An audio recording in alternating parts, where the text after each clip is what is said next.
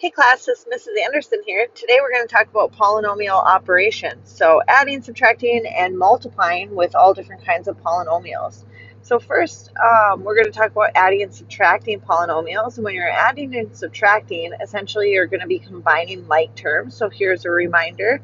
Like terms are terms with the same variable component.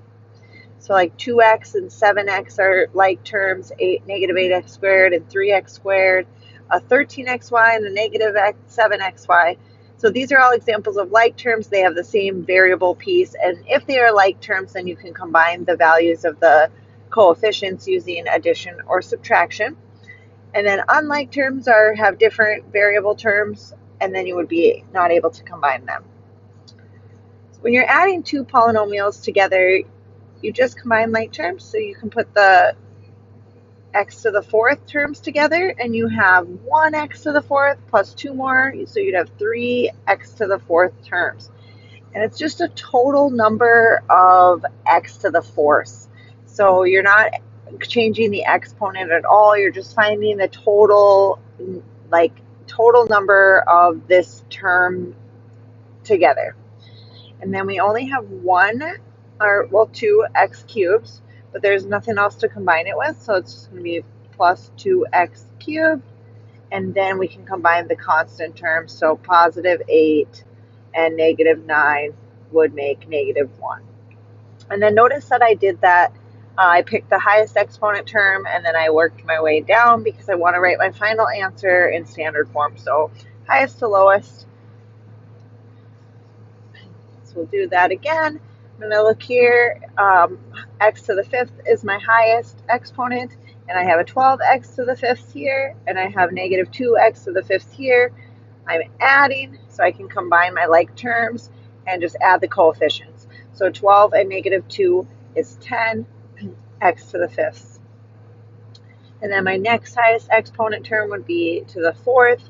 There are no other x to the fourth term, so I'm just going to put that one down, 14x to the fourth. And then we have a negative 10x cubed. And then I have two linear terms, negative 6x and 10x. So those are both have an x. So negative 6 plus 10 would be 4x. And then finally we have our constant terms, which would be negative 4 plus 2, which would be negative 2. So just going through and combining things that are alike.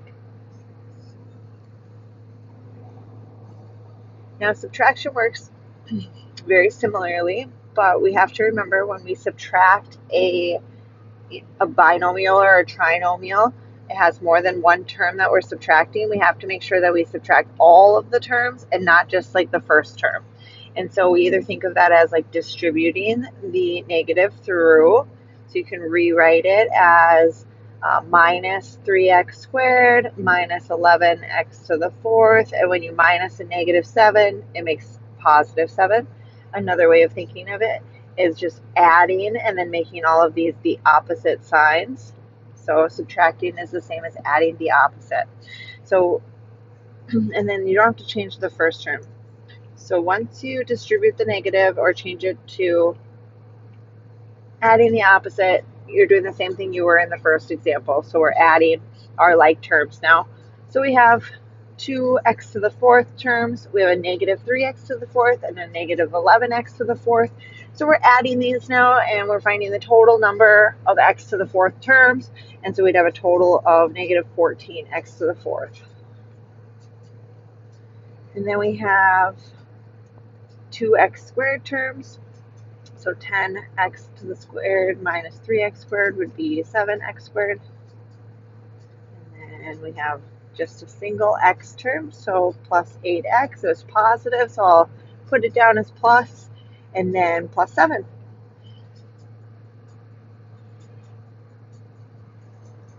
And that's as far as we can simplify. This is just an expression, so just combine our like terms and we're done. This one would work the same way. I would change this to plus and then change the signs for all of these. And then I would combine like terms from there. I'm going to skip the rest of that example just to kind of save some time here. Okay, multiplying polynomials. So some of this will be review from Unit 3, and then we're going to kind of expand our knowledge on multiplying polynomials. So first, remember we cannot distribute an exponent. You cannot do that. Because when you square something, it means to multiply it by itself.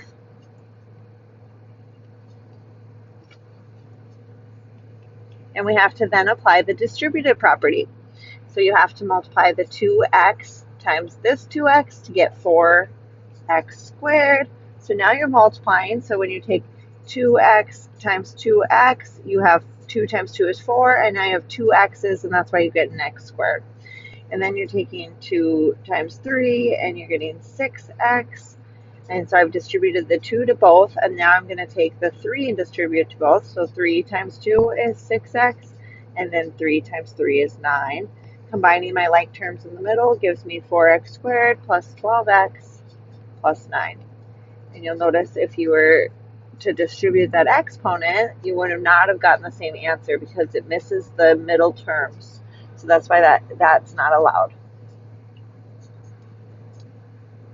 Okay. So extending our knowledge from multiplying polynomials, now we have a binomial times a trinomial.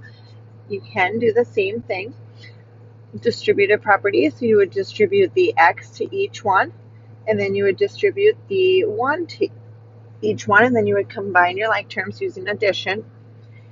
I like to keep my work organized using our box method. So it is a binomial times a trinomial. So I want a 2 by 3 box. And then I put the 2 terms and then the 3 terms, and I multiply corresponding spots. So when I multiply the x by everything, that's essentially my first row here. And then when I multiply the 1 by everything, that's my first row here. But the box allows me to keep everything organized so I don't lose anything along the way. And then it lines up nicely that my like terms end up being on my diagonals. You'll see that in a second. So we got 2x squared times x would be 2x cubed, because you'd have 2x squared times another x. You'd have 3 x's total, so x cubed, 2x cubed. Then x times x would be x squared. X times negative 5 would be negative 5x. And then we're going to distribute the 1. So 1 times 2x squared would just be 2x squared. 1 times x, 1 times negative 5 is negative 5. And then you can see some of the like terms are on the diagonals here. And so after you're done multiplying, you are going to be adding these. Now it turns to a combining like terms. So we're adding. So first I have just one x cubed term, so 2x cubed. Then I have the 2x squared term, so 2x squared plus 1x squared gives me a total of 3x squared terms. And then I have a 1x and a negative 5x, so I would have a total of negative 4x there. And then I have a constant term, negative 5. So multiply it out and then combine like terms, and I like to place it in standard form, so highest exponent term to lowest.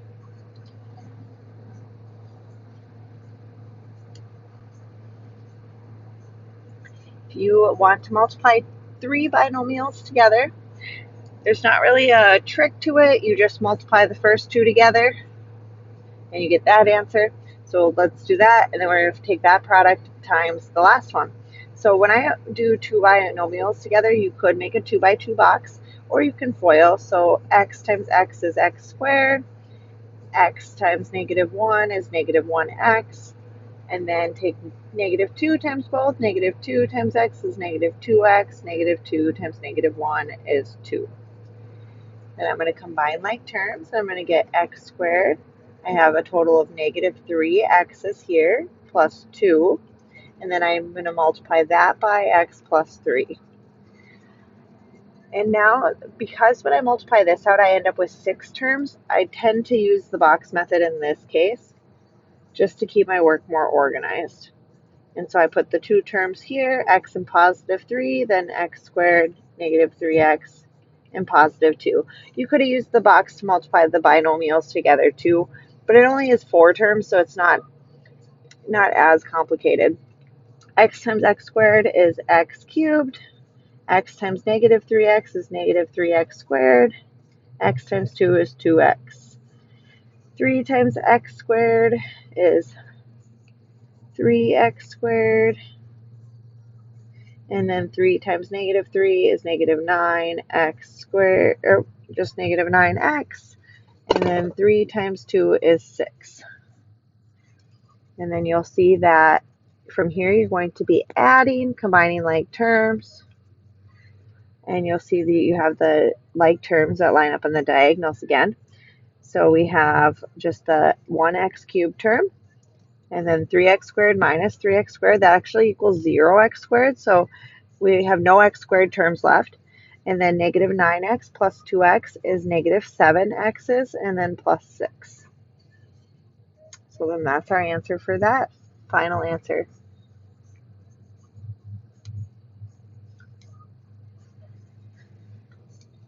Okay, so similar to when you square a binomial, you are not allowed to distribute the exponent. When you cube a binomial, you are not allowed to distribute the exponent, because when you cube something, it means to multiply it by itself 3 times.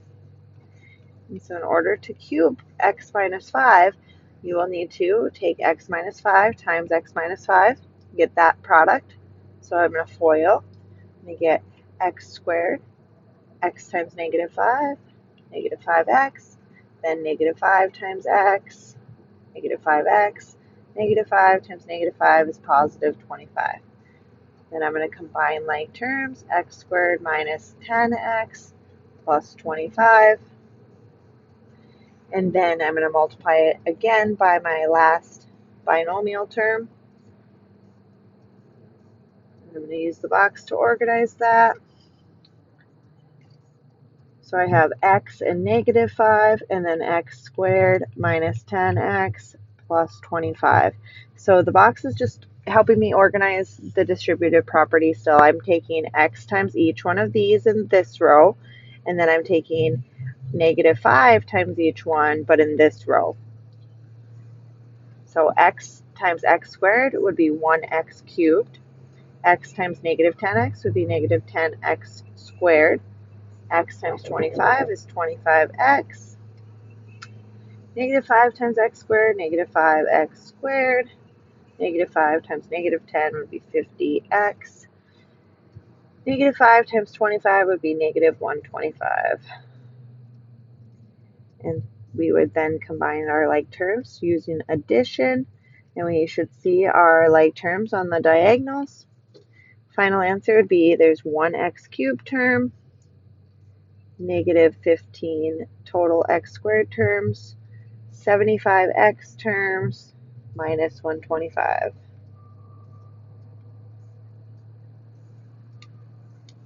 Okay, and last but not least, we have a binomial times a binomial, but notice that our terms are x squared minus 3 and x squared plus 3. So I'm going to do this just a binomial. I'm going to FOIL it. So you'd get x squared times x squared. Let's think about that off to the side real quick, just to see what happens. Remember, x squared is x times x, and x squared again is x times x. So you're going to end up with x to the 4th because you have 4 total x's here. So you add the exponents when you're multiplying. So x squared times x squared is x to the 4th. Then x squared times 3 is going to be 3x squared. And then negative 3 times x squared is going to be negative 3x squared. And then negative 3 times 3 is going to be negative 9. Notice that these were conjugates of each other. And so our middle terms are canceling, and we are ending up with x to the 4th minus 9, which happens to be a case of perfect squares. And when we start factoring, you'll see how we can factor this back to here to get difference of perfect squares when we deal with quartic functions. So that'll be something to look forward to in the next few days. Have a good rest of your day. Thanks for watching.